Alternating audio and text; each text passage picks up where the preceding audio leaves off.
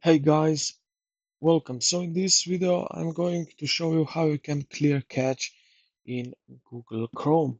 So let's go and do that. Now open up the menu. This is three vertical dots in the top right corner of the Chrome.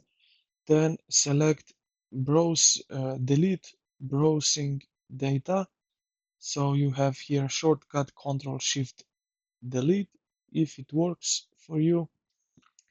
Then right here, what you're going to do is here you will select under more all time, and now you will select data type.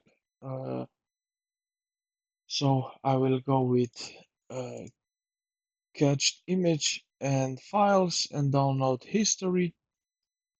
After you are done with that, just hit here delete data, and this will start uh, deleting data here in Google Chrome.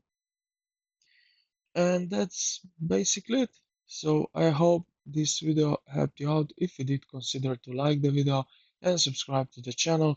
Thank you for watching, and I will see you in the next one.